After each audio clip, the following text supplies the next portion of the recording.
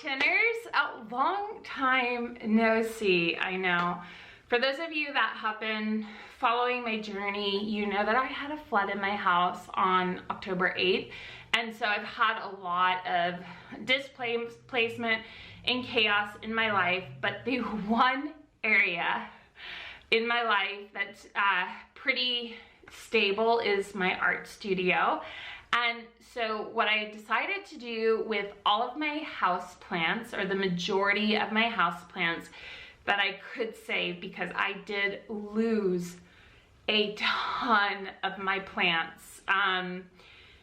Even since bringing them out here, a lot of them have not made it, but I thought I could kind of show you what my art studio looks like, and then just take you around and just see what plants are currently living in here, which ones are temporary, which ones are permanent. So if that sounds like your type of a video, then yeah, just keep watching. So let's start with my Maranta. And you can see, because I have her facing this way to the wall, that the majority of her foliage is coming up over this way. But you guys, when she starts trailing, oh my gosh, when she starts trailing down this wall, I can't even, I'm gonna be so excited. Now, she is a plant that I had in my house, and I have rescued her, and I have realized that she is so incredibly happy in this room. Now, I have a lot of highlight plants that are, you're gonna see, are not happy. They are miserable. But this girl, she loves it because she's in that understory plant. She really does not like direct light. She, he, it, whatever you wanna call, they, them. She has been so incredibly happy in here because it is very yes, there's light, but it's not this bright direct light, and she's thriving. You can tell, this is an older leaf, right? And then this one is a baby leaf, and this one I would say is not quite mature. It's kind of getting there. But yeah, she put out these 2 new leaves. I'm so incredibly happy that I made the decision. Well, the decision was made for me was to bring them out here, because in my house, if you've ever had a flood, you know that they bring in the dehumidifiers and it sucks out all the humidity in the house. And that's not so good for houseplants. So I thought, and I took a gamble, and she's coming back, you guys. I'm so, so happy about that. So the next plant is one that I've heard is it's prolific in how fast it grows and just how much it produces. And it's actually a string of spades. Look at this. I mean, I love a good string plant, right? String of pearls, string of hook, string of dolphins, string of hearts of variegated, string of spades. I just really love these plants, and they're so easy to propagate. And I'm not even kidding you, I haven't been in my house in probably about 4 or 5 days, and I feel like she's taking off. Now, typically with your string plants, they really do like a lot of light, especially if you don't want them going bald at the top. So that is something for me to think about, but she's just constantly putting out this new growth here. You can see there's extra growth there. And I really enjoy this plant here. It's just a really it's a fun plant. It's a fast grower. You could propagate it and have a lot of them. I do wonder if it's one of those plants, a spider plant, and they just kind of take over. And so I wonder if I'll have any love loss for it in about a year, because maybe I'll have too many of it. But I do get, I don't know about you guys, but I do sometimes get overwhelmed when I have too much of the same thing. So yeah, that's how I get with my succulents outside. By the way, I'm gonna be starting a series on here called Succulent Sunday. Or Saturday, it'll just depend. It'll be one of those 2 days, so sometime on the weekend. And I think it'll be really fun for me just to talk to you about the succulents that I have, the care that I give them, and just kind of how to make them thrive. We are gonna have our first video coming out to look at an overview of the garden. So be on the lookout for that. Subscribe if you haven't already. But yeah, string of spades. This was a real good purchase. It was not that expensive in plant terms. If you asked my mom, she would say that's too expensive, but I think I paid $15 for it, including shipping. But I suspect that she's gonna produce a lot. If she's anything like my string of hearts, that thing continues to produce seeds, which I will have a video on propagating seeds coming up. I have a lot coming up, but to get it to do that, yeah, I think it has to be outside, and I can give you all the reasons for that later. But that's string of spades, and in fact, I need to put her on the other side because, yeah, she's already like cascading, which is so cool, you guys. Okay, let me put her back. So our next plant is this Hoya. I believe it's the Hoya carnosa. Please correct me if I'm wrong. The place that I like to buy my houseplants from, they don't always label everything. So if you don't ask the owner, I usually go to Cordova or Walter Anderson. Walter Anderson does label, but Cordova does not. Not always. Not on these small ones especially. And so you often have to ask, like, is this, or what type of Hoya is this, or whatever, and then they'll tell you. He knows all of them. And anyway, it's a great nursery here in Encinitas. If you've never been, like, go check it out. What are you doing with your life? But I've actually had one of these before and I killed it so fast. So I don't know, I'm not very versed on Hoya. Does this Hoya like a lot of light? Because she's currently on the shelf that she does not get a lot of light on. So I'm not 100% sure if I should keep her there. If I am making a mistake, please let me know. Because when I am able to move back into my house after the renovations, I would like to put her in a sunny spot if that's what she needs. But yeah, so for now she's kind of here, but please let me know. And she does have some all white leaves, right? There's one. And then she's got this beautiful variegation just on the outside perimeter. Well, that one's actually really white with a little green inside, but just that little tip, which was really cool. The other cool thing, in case you're wondering, I got these planters at IKEA.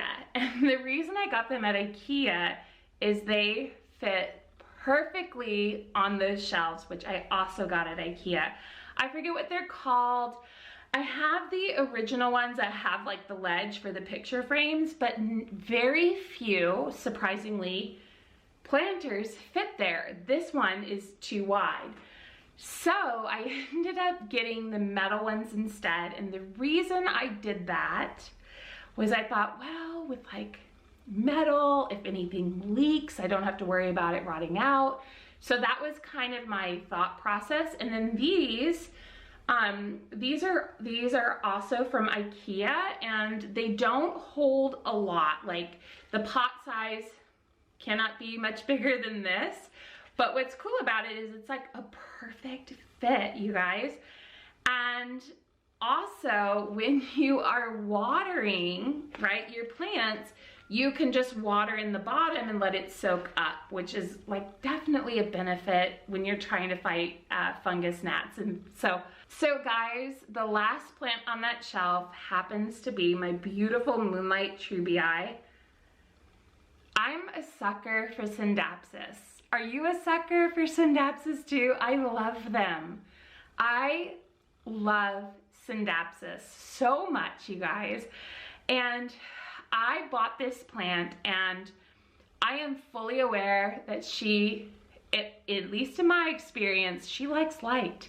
So you might be saying, Kate, why do you have her on that shelf? Well, I have her on that shelf because I had to pull her out of the house or she would not have survived. Where I keep her normally is in my bathroom. My bathroom has skylights, it gets a lot of natural light, and it also has grow lights in it. So it gets humidity, natural light, and grow lights, and she loves it in there.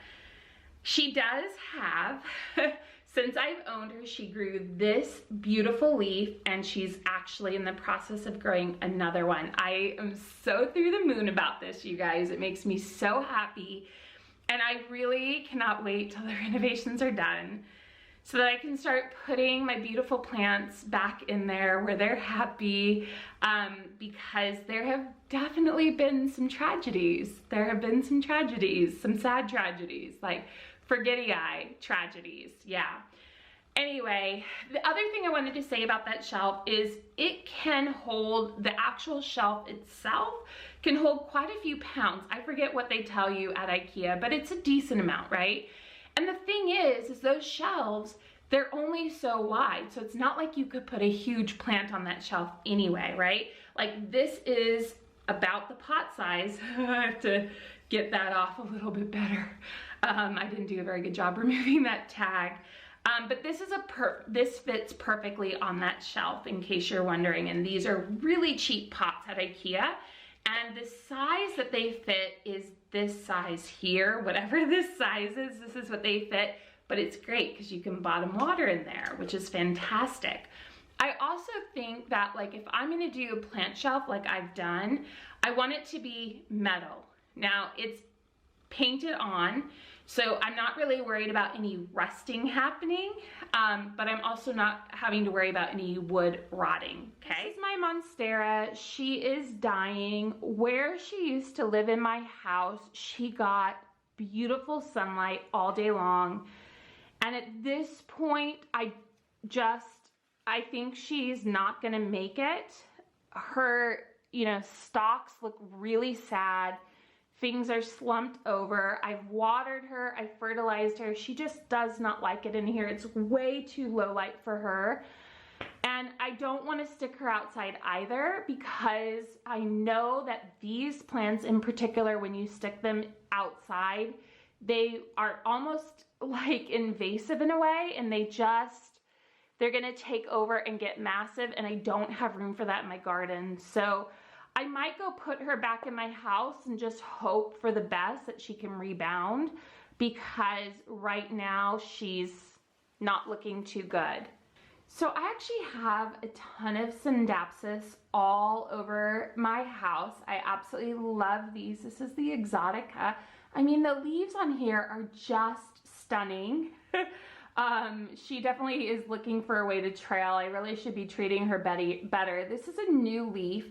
I find that of the Syndapsis, these are going to give you the best payout, you guys. I mean, look at how gorgeous these are. They're just stunning plants. I'm a sucker for green and silver, and this plant will not disappoint. I do eventually want to put her somewhere where she can trail. Maybe it's in the shade garden outside, maybe it's somewhere in my house, but this is not really going to be her permanent home, but she is doing really well. Now, you might be wondering, why do I have green rocks in here? And that's because I was just using them to weight down the vines a little bit so that I could potentially have them anchor into the soil and grow more and become more bushy. She definitely needs to either have a place to trail, or she needs a better pole to climb up, but she's doing okay. We have a whole plant area, you guys. How cute is this? Now, this is more than I would normally keep here, but for now, like I said, these plants need a home that's not in my house. The other cool thing about this is these windows open here, so I can get fresh air. We have an alleyway back here, but I can give them the fresh air that they need or want. And some of these will be staying, some won't. So let's take a look first here. Okay, so this is my propagation area, and I know there's a lot of background stuff happening here, so I'm going to take them out. And I have never propagated Hoya before.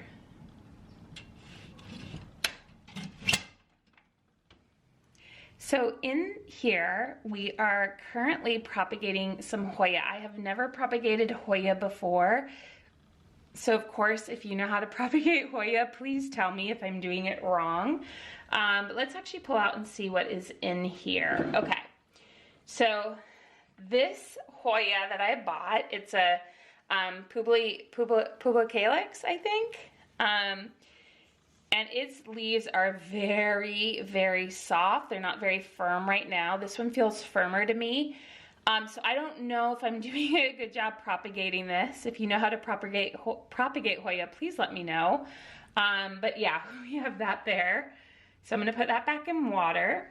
And then I'm gonna put this other one here, another Hoya propagation, put it back. And then my Brantianum, okay?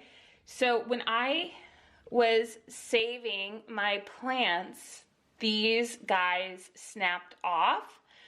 And so I thought, well, gosh, I can propagate these. I know I can. So I'm gonna leave these guys in the water. We have 1, 2, and a third leaf and tons of nodes. So I'm feeling good about this one. I have had a Brantianum in the past. They take forever to propagate. This one also broke off, so I'm propagating this one, and it does look, it's very going to be hard for you to see, but we do have a little bit of root growth here. So I'm pretty happy about that. So yes, we'll propagate those guys, get in the water. This, this middle one has been really a problem.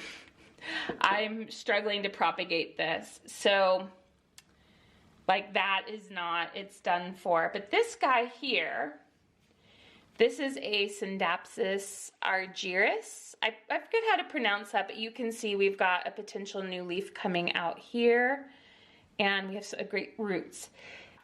And this guy here, you might be wondering what this is, and this is actually the Trubii.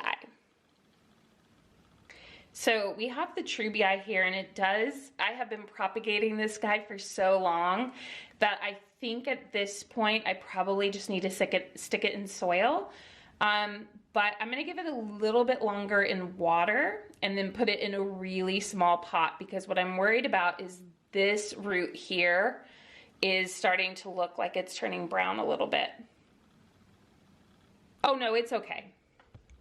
All right, so this is a Moonlight Trubii, and I think I'm gonna hang on to this a little bit longer in the water and then propagate it. This is my big Syndapsis, and she has some of the most amazing leaves. Like, look how, oh, you can't see that if I,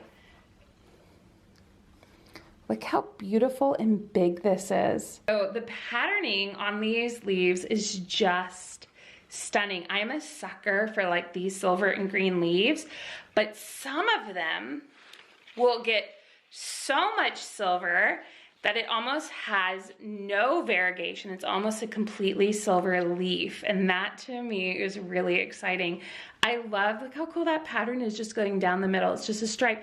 It's almost like the reverse of the Trubii, right?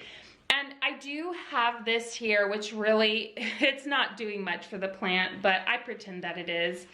And because of the way that I keep it, it doesn't have room to grow out on this side, so that's why you see the majority of the foliage here. This plant, and yes, it is a plant, it's called a Jericho Rose. It's the resurrection plant. They're really cool. I think I did a time lapse on my channel. And so this is a living plant. It's still alive, but it doesn't open up unless it has water. And so she definitely needs water to open up, but I'm gonna let her just hibernate for a while. All right, moving on to my Rhaphidophora tetrasperma. She is also going to most likely be a hanging plant, but I'm a sucker for these. Look at all this goodness. We have a new leaf growing, oh my God. And what's cool about these are known as like the mini monsteras. And I really like that. When plants get so large, and maybe I'm in the minority here, it actually kind of stresses me out a little bit. And this one I got at Walter Anderson here in San Diego. They do have them last I looked. But they're so cool, you guys. They're just a really beautiful plant. And you can always tell which plants are maybe a little bit more mature. So this one is darker green, and this is like a more of a lemon lime green. So I don't think this one has matured in its leaves yet. But this one doesn't have any splits. So that's kind of a bummer. We have a leaf growing here, but that does not look like a healthy leaf to me. We have some more without splits. And then we have another gorgeous one. And the reason I did it like this is so when I hang it up, right, that the holes won't, you know, so that it's there versus cutting through. So I thought that would look really good as a hanging plant. This one here though, you might be thinking, whoa, is that a fiddle leaf? It's actually, it is a fiddle leaf, but it's in a miniature size. They call it the Bambino. And I wanted to get one that was smaller because it's not gonna get so out of control. You can keep it in a tight space. It gets up to about 3 feet in height is the biggest it'll get.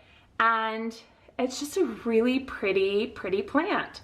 So I definitely wanted that, and I rotate her a lot because I want her to be able to be pretty straight as possible. Now we're gonna come on to a very sad moment.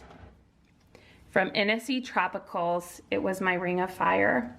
And I got this before all the craze, and to replace this plant would cost me upwards of $300 or more for the size that I had. And so all I can hope is that there is some life left in her, but she had so many gorgeous leaves, and unfortunately you can see that they have all withered away and died. So this has been a really sad thing to deal with for me, but it is life, and I'm just hoping there's something that will, you know, maybe grow back. But for now, I'm keeping these guys in here. I made a Wally grow, and I really like these, and I cannot wait for this to kind of cascade down more, but it's mostly Publicalyx. I did try to put in some Ripsalis bassiferia, and I tried to put in some Crinkle 8, but they are not surviving. So that's it, guys. That is my art room plant tour, my current plant studio, art room, plant room. The majority of these plants will go back into my house. I cannot regulate the temperature out here. I cannot make sure they're being watered properly all the time. I come check on them every, 4 or 5 days just to make sure everything's okay. But in reality, the majority of these just need to be in my house because there's better lighting in there, and it's gonna be better for them inside. But for now, I think they're doing well. I think they are hanging on.